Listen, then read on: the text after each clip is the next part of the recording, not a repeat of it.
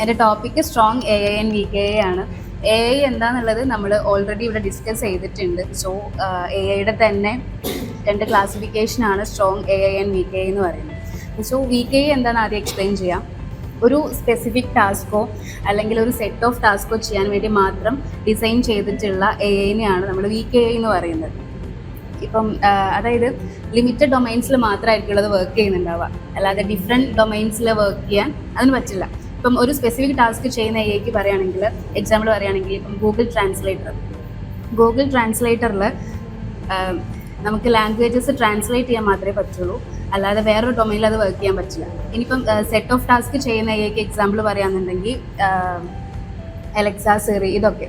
ഇതിൽ നിന്നൊക്കെ പറഞ്ഞാൽ നമുക്ക് ഇപ്പം ഓഡിയോ അല്ലെങ്കിൽ അലാറംസ് സെറ്റ് ചെയ്യാം, അല്ലെങ്കിൽ മ്യൂസിക് പ്ലേ ചെയ്യാം, ഇതൊക്കെ പറ്റും. പക്ഷെ എന്നാൽ ഡിഫറെൻറ്റ് ഡൊമൈൻസിൽ അത് വർക്ക് ആവുന്നുണ്ടെങ്കിൽ പോലും ലിമിറ്റഡ് ആണ്. എന്ന് വെച്ചാൽ ഒരു ന്യൂ എൻവയോൺമെൻറ്റിനെ സ്വന്തമായിട്ട് സെൽഫായിട്ട് ലേൺ ചെയ്യാനോ ഡിസിഷൻസ് എടുക്കാനോ ഒന്നും അതിന് പറ്റില്ല. സോ ഇതുകൊണ്ടാണ് വീക്ക് എ എന്ന് പറയുന്നത്. ഇപ്പം നമ്മൾ ഓൾമോസ്റ്റ് യൂസ് ചെയ്യുന്ന എല്ലാ എ ഐസും ഒരു വീക്ക് എ ആണ്, വീക്ക് എയിൻ്റെ അണ്ടറിൽ വരുന്നതാണ്.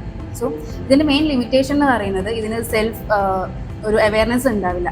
ബിക്കോസ് ഇപ്പം ഒരു എക്സാമ്പിൾ പറഞ്ഞാൽ ഒരു സെൽഫ് ഡ്രൈവിംഗ് കാറിന് ഒരു ആക്സിഡൻറ്റ് സിറ്റുവേഷനിൽ ഒരു ഹ്യൂമൻ എങ്ങനെയാണോ റിയലായിട്ട് അപ്രോച്ച് ചെയ്യുന്നത്, ആ ഒരു അപ്രോച്ച് ഒരിക്കലും സെൽഫ് ഡ്രൈവിംഗ് കാറിന് ചെയ്യാൻ പറ്റില്ല. സോ അതിനെയാണ് അതിൻ്റെ ഒരു മെയിൻ ലിമിറ്റേഷൻ എന്ന് പറയുന്നത്. പക്ഷേ എ ഐക്ക് ഇത്രയും ലിമിറ്റേഷൻസ് ഉണ്ടെങ്കിലും നമ്മൾ ഡെയിലി എ ഐ യൂസ് ചെയ്യുന്ന ആൾക്കാരാണ്. ഇപ്പോൾ ലൈക്ക് ChatGPT ആണെങ്കിൽ നമ്മൾ ഡെയിലി യൂസ് ചെയ്യുന്നത്, ബിക്കോസ് അതിൻ്റെ ഒരു ഔട്ട്പുട്ട് എന്ന് പറയുന്നത് വളരെ ഫാസ്റ്റ് ആൻഡ് ആക്യുറേറ്റ് ആണ്. സോ അതുകൊണ്ട് തന്നെയാണ് അത് നമ്മൾ യൂസ് ചെയ്യുന്നത്. അപ്പം അത് തന്നെയാണ് അതിൻ്റെ ഒരു മെയിൻ അഡ്വാൻറ്റേജ് എന്ന് പറയുന്നത്, വീക്ക് എയിൻ്റെ അഡ്വാൻറ്റേജ് എന്ന് പറയുന്നത്. അപ്പം വീക്ക് എയിൻ്റെ നേരെ ഓപ്പോസിറ്റ് ആണ് സ്ട്രോങ് എ ഐ എന്ന് പറയുന്നത്.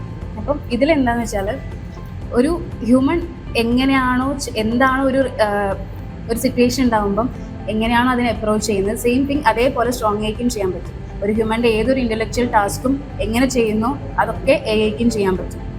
അത് ഇമോഷൻസായിട്ട് കണക്ട് ചെയ്യാം, ഡീപ്പായിട്ട് നമുക്ക് കമ്മ്യൂണിക്കേറ്റ് ചെയ്യാം. ഇതാണ് സ്ട്രോങ് എ എന്ന് പറഞ്ഞത്. പക്ഷേ ഈ സ്ട്രോങ് എ ഇപ്പം കറൻ്റ്ലി റിയലിസ്റ്റിക് ആയിട്ട് വന്നിട്ടില്ല. സോ അത് ഫ്യൂച്ചറിലേക്കുള്ളൊരു കോൺസെപ്റ്റാണ്.